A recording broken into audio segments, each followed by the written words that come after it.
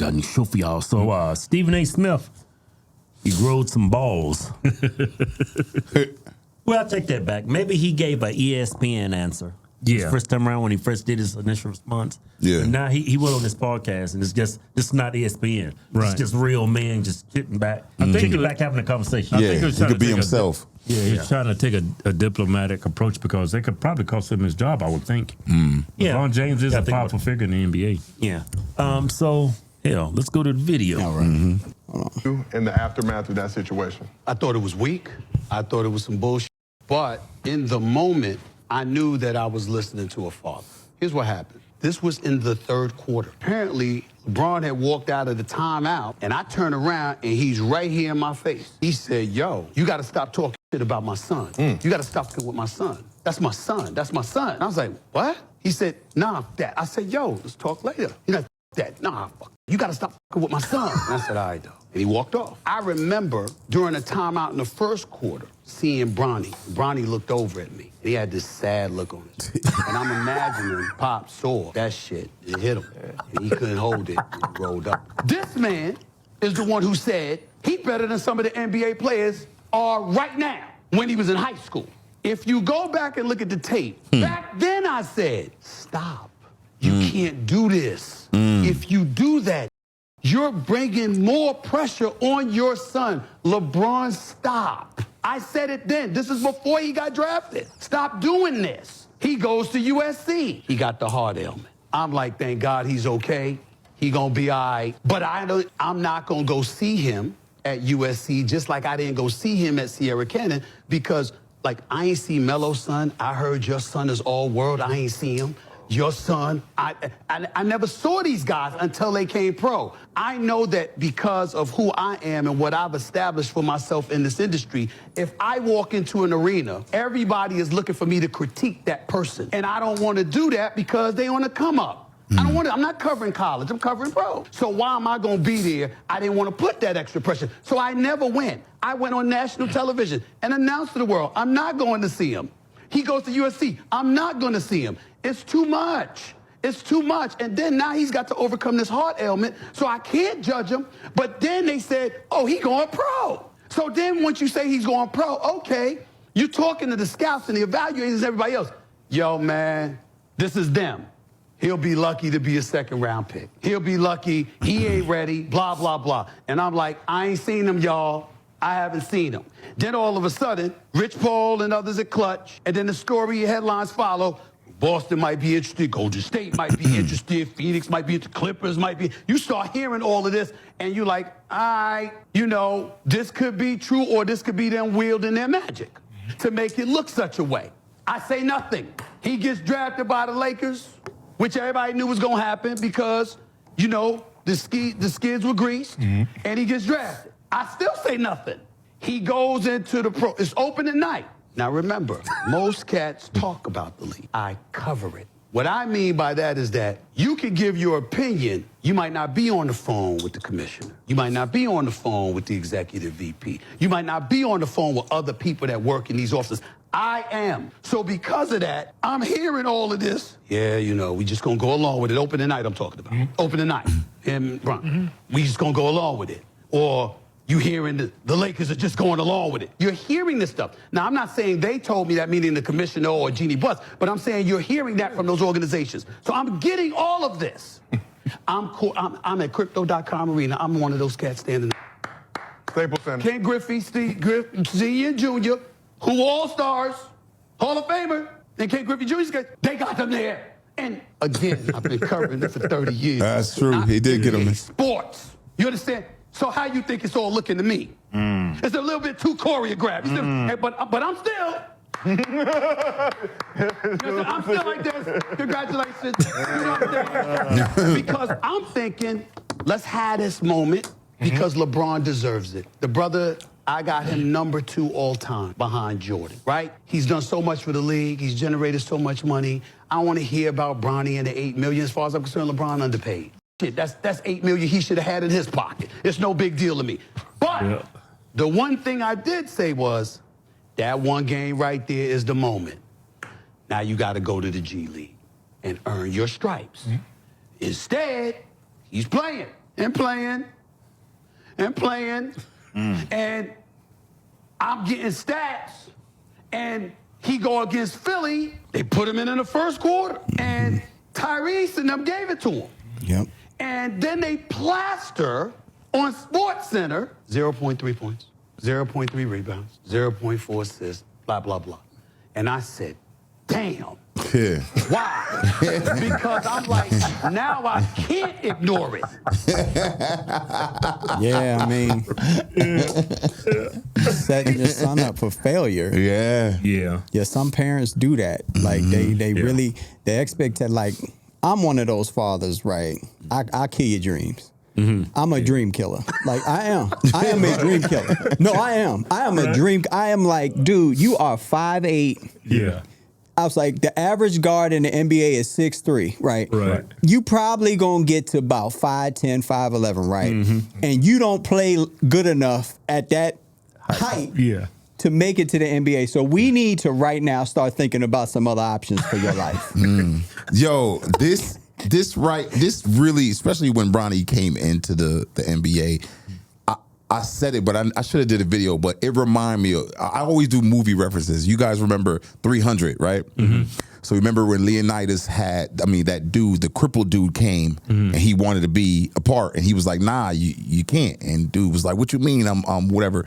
He was like, yo, lift your shield. And he couldn't do it. He was like, yo, this is, if one dude can't do that, it drops the whole link.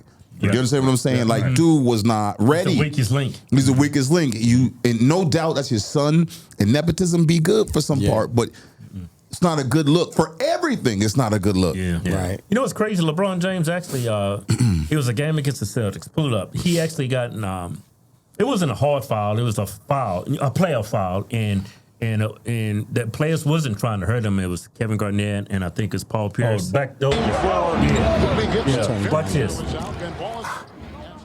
It's a playoff foul, but his mom totally overreacted because they didn't try to hurt him at all. It was just a hard foul for the playoffs. Yeah. You see the play right here. See, they caught him. They didn't want to get him hurt, but his mom overreacted. That happens. Yeah. His mom overreacted. Mom. Yeah. They're trying to console his mom. And LeBron says, sit your, behind down. Yeah. He needs to have that same mentality for his son. Yeah. I wasn't even aware of this. I forgot all about this until that one comedian, Eric Spears, brought it up. Yeah. You fight your own battles. You got to teach especially your sons, even your daughter. Let me not be that, but you got to teach your kids how to fight their own battles. Yeah. And that's basically what LeBron was doing right there. He's like, Mom, I don't need your help. I'm a man. These men out here, you know what I'm saying? And I don't want you to make me look a certain way. So Bronny, and it's just that generation, what I talked about in the other video, it's just different. They're like more sensitive. You got to massage them, and I don't come from that. That's why all of my kids, like Kayshawn, Cameron, and Bryson, they don't act like that. They're little, because I don't know how to be this soft dad that people be doing now. I don't know how to do that. So, and that's just like, I got to prepare you for what's next or whatever. And you're not doing Bronny no favors by putting him up here averaging 0 point this, 0 point that, send him to the G League to, 3-4 years from now, maybe he works his way up onto a roster, But you setting him up for failure, bro. Absolutely what you're saying, your father, and that's why the mom and pops is necessary in the kid's life. Like that sensitive stuff, that's for the mom. You learn that, the trait, and you blend that together for your father being a man and being the sensitive for your mom, that blends together to make you who you are. You absolutely right. Case in point, back again into the movie, 300. Remember, all the kids had to go on their own to fight the wolves, and whoever came back, it was only one kid came back, and it was Leonidas. Yo, that is real. Kid came back. I made it, Daddy said. Right, yo. He's very successful, very privileged, got a lot of money, and he's in an atmosphere that he doesn't know how to raise his son because he's so rich. And he's so powerful. He said, man, I'm going to help my son. I want to help my son. I want to help my son. He's not realizing that he's actually hurting his son. Yeah, that's a lot of pressure on that kid. Naturally, you're going to want to do that, but there's a way to do it to where you don't handicap him. Right. Yeah. Right. Yeah, he got Bronny in a wheelchair and he's pushing him. Oh my gosh! Come on, son! Dad, you're pushing me faster than I can dribble the ball. Anybody, and that's all we were saying. people that watch basketball, like we saw him in college. Everybody saw him. Our eyes ain't telling us no lie. Yeah, like, we man. saw him in college. Like, you know, this dude coming out of Duke right now, white boy coming out of Duke, he gonna be a problem. Right, As soon as yeah. I can't remember his name, I don't remember his name. Tall white boy that's about to Yeah, I come know out you're of talking Duke. about. I He's forget his probably name, too. going number 1 or number 2. He gonna be an absolute problem next year when he get in the league. You can see it. Yeah, right. Bronny, you like, probably like That's crazy. 3, 4 years, 10 years Yeah. down the line, maybe. Yeah, You know, want to be a role player. yeah, be a role Hit player. the open 20-footer, can you? Right. Yeah, like I looked at him play. I haven't watched the NBA in a long time. I gave it up for political reasons. Now, I've but- seen highlights on TikTok. Yeah, I He just seen trash. highlights of him. I was like, when you see some of these players in the league now, like Steph Curry, these players, like when Charles Barkley came up, you saw there was decent players in the league, and you could see the what's the word I'm looking for? You could see The maturation. what The maturation? the ability to get to improve to become a professional. The growth, player. yeah. Yeah. But did y'all ever see that when watching Bronny in college? Because I'm looking at him in the NBA, I was like, I he seen can't him- even hit an open jump shot. There's nothing that he did in college that told any analysts or people that know basketball way more than me. There's nothing that he did in college who was like, you know what? Yeah. I can see it. Yeah. I can see it right now. No, we see, but here's the thing: we see it in LeBron's younger son. Yeah. His younger son that's about to go through the whole college and all that. Yeah, he's nice. Yeah. You can see it. It's like, okay, if he keeps developing and he does it the right way, his dad's not pushing him into things and stuff like that. Yeah, you can see it. Yeah, you can see it. Stephen A. He needs to go have a conversation with Dion. Because Dion got it right with Shador. You know what I'm saying? Dion doesn't fight his battles for him. Like, he's going through some struggles in the NFL camps right now. He's falling. Like, now he might go 3, 4, 5, whatever the hell or whatever, you know. But his dad, you don't hear his dad talking. Yeah. His dad talks to him at the house. This is why you're going to move, boom, boom, boom, inside of the household. And then you go out there and you got to handle your business. You got to stand on business by yourself. You know what I'm saying? Yeah, Stephen A. pretty much confirmed it. Everybody's saying it behind closed doors, but no one's willing to admit it out loud. I'm just gonna put the white boy goat up here for you because he's coming. Yeah, he's Yeah, coming. I've Here you seen go. him. Here you go. I forget his name. He Yeah. coming. Cooper Flag is his name. Yeah, Cooper Flag. He's Oh. coming. He's coming. He said, "What? I'm in these streets." Bang. Yeah, he's coming. Like, that boy White is people gonna love balling. him. Bang. I know y'all don't watch Dropping him. basketball, I but don't know. if, Yeah, the but if white y'all can catch a conservatives couple of gonna those, start watching. y'all can catch a couple of those March Madness games. Do yourself a favor. Boy is balling. Yeah. Yeah. Ooh, I that can already see the crossover was conservatives crazy. now. Yeah. What's that one white girl in the WNBA? Clark? Kate, No, Kate, All Kate, white Kate. people want to watch basketball now. Yeah. They gonna watch They basketball. gonna watch it. Yeah, they gonna We got a white man dominating We get back. Negroes out here. It's about time. They gonna get their jerseys. We making America great again. we taking it back. Man, that was a damn good show. Yeah, it was. Hey, man, how your comedy special doing? I'm not sure, but what they can do,